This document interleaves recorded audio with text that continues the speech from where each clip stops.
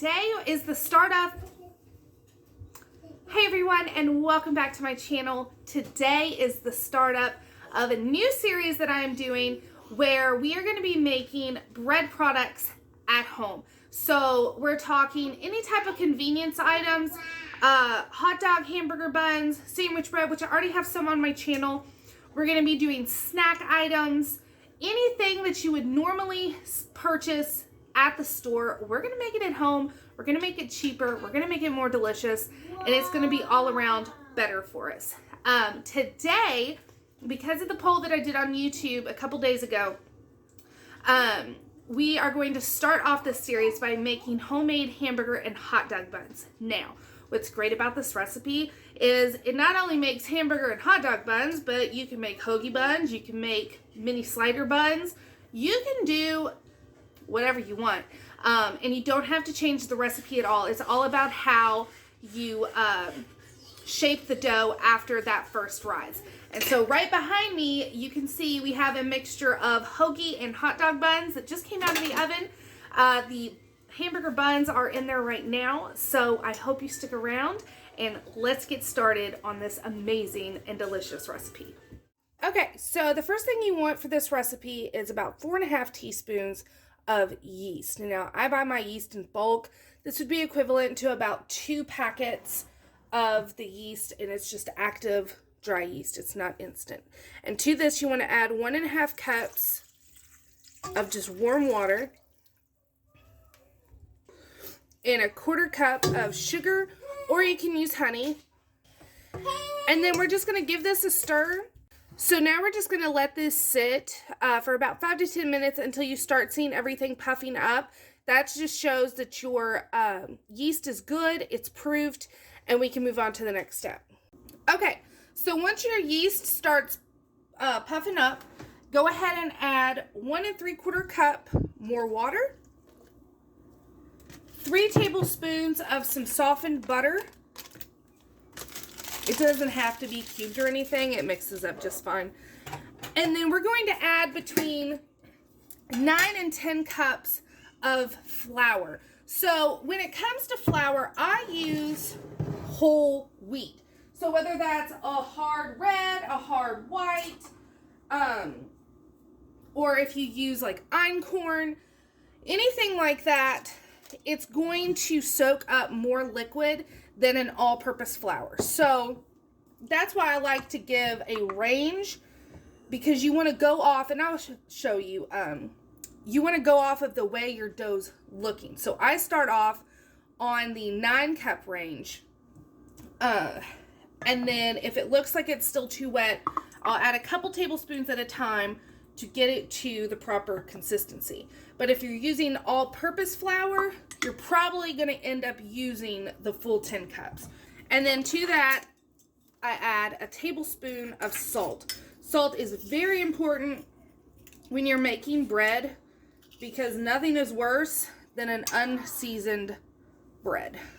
Okay, so I'm going to put this on my KitchenAid with a dough hook attachment, and we're going to let this go on the kneading, which is the lowest setting, until the dough starts pulling away and cleaning the side of your pan.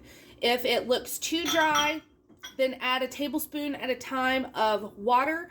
Let the tablespoon mix in. If it still looks too dry, add another. Too wet, same thing, add a tablespoon at a time of flour. But I'll show you what it looks like.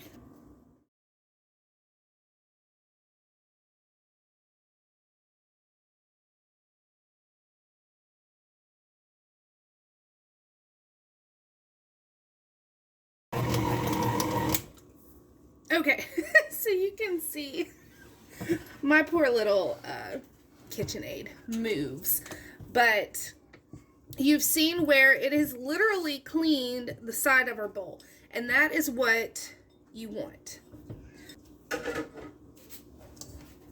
And then I like to take a little piece of dough and just roll it, and we're going to check the gluten. So what you want to do is just spread it out as thin as you can. And if you can see light, it's called a window pane test. If you can see light through it when you hold it up, which I can, and see how long it takes before it actually starts breaking. Like it gets really thin. That's what you want. So now this, I'm going to actually put in a bigger bowl. All right, so I'm not big on using plastic. However, this Tupperware bowl I got from Salvation Army actually just does perfect for big batches of bread. So I already have this greased with some olive oil, like all the sides, the bottom, and I'm just going to kind of ball up our dough here.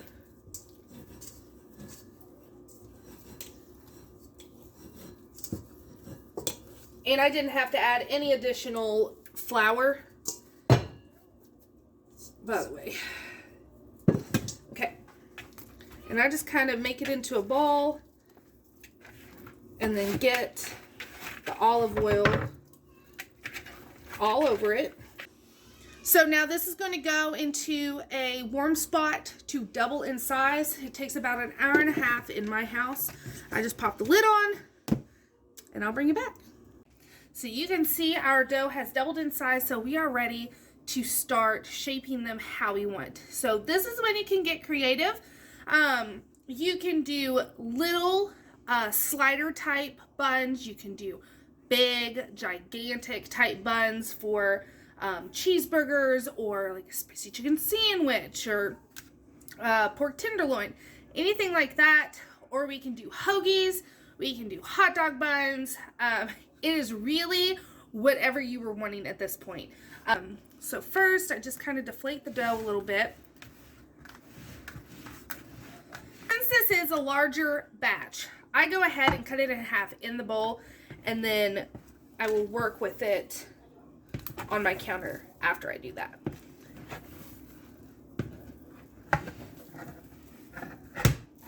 Okay.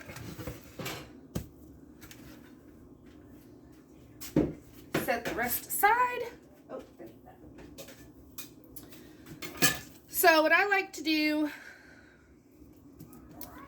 is just kind of make it kind of uniform in shape. Here we go. And then I'll start dividing it equally.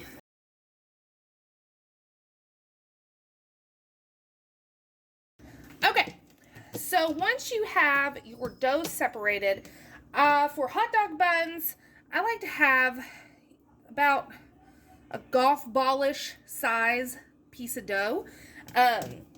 Honestly, the more you work with the dough and making your own bread, the more you're going to really just get a feel for how much dough you need. I don't weigh my dough. I just go off a look. So sometimes some of my hot dog buns may be a little bigger than the others, and that is a-okay. So the way I like to form mine is I just kind of spread it out into a rectangle, kind of like I would do my loaf bread. And all I'm doing is kind of getting out the air bubbles, because with a hamburger or hot dog bun, you really don't want air pockets like you would with, say, a sourdough.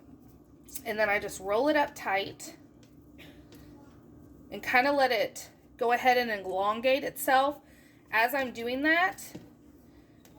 And then I kind of use the tension to get a nice tight seam. Tuck your ends in, and then again, I just kind of scrape it, drag it along the counter. And it just gets a nice tension for your hot dog bun. Okay. Once it is to the length that you are wanting, that's pretty standard hot dog bun size. Go ahead and put it on whatever baking sheet you are wanting to use. And then I have a couple inches in between each one, because these are going to rise. They're going to do a second rise, and so they are going to get bigger. So right now, they are about the size of a hot dog in width and length, but they will rise and become hot dog bun size once we get done with that second rise.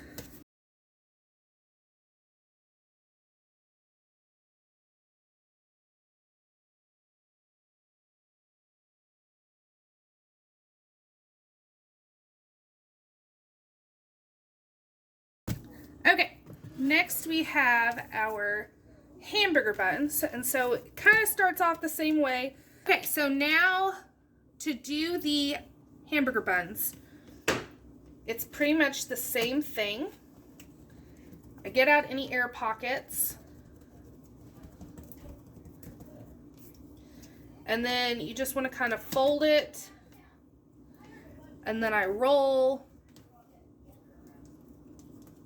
And all I'm trying to do is create a nice tight dough ball. And so then again, use that tension.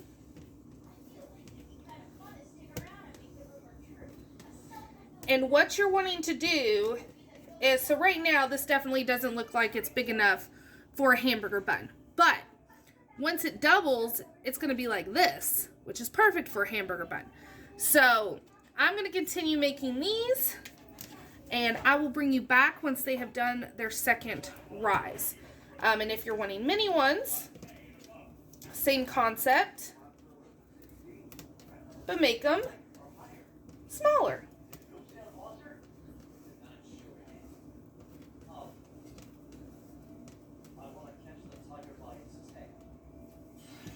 So there's a smaller one. So it'll be a little slider size. Okay, so these rested for about 45 minutes, and you, ooh,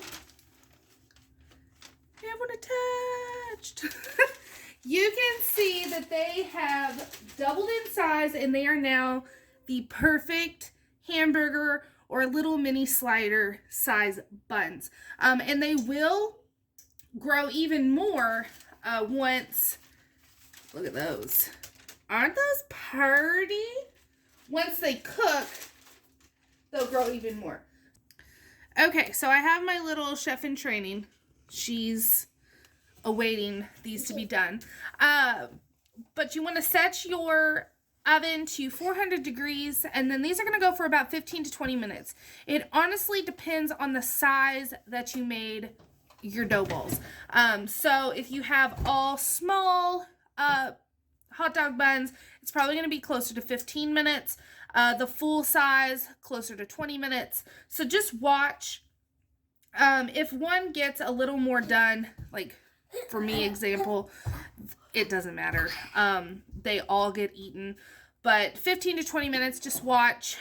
They'll get a nice golden brown, and then you'll be ready to take them out. And as soon as they come out, take some butter and douse the tops with butter. I'm telling you, don't skimp on the butter. It makes all the difference in the world to have a nice, soft, perfect hot dog or hamburger bun.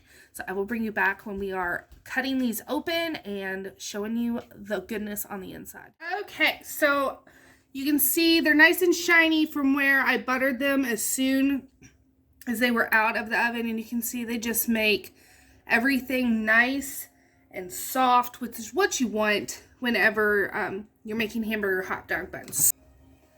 Okay, so we can already see how amazing these look. So this is the full size. It is very soft, exactly what we want. And it's important to let these cool before we cut into them, because breads do still cook while they're cooling down. But look at that. That is the perfect texture that you want for a hamburger or slider. You have little sliders too. Let me get one of them.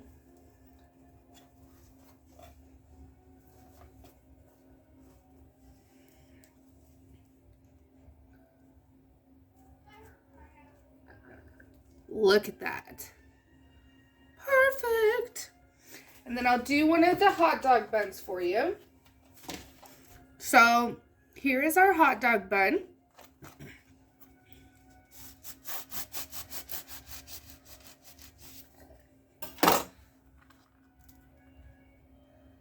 And you can see, same way. Perfection. And then just to show you a difference, so there's hot dog size. And then I also went ahead and made some hoagie size ones because I want to do some French dip sandwiches. So here's hot dog and then a hoagie. I just, a little shorter, a little fatter, all deliciousness. So, I hope you enjoyed this video. I hope you try them out for yourself. I'm telling you, once you start making your own, you will not want to go back. And the possibilities on some delicious meals being made are endless. So, until next time, thanks for watching.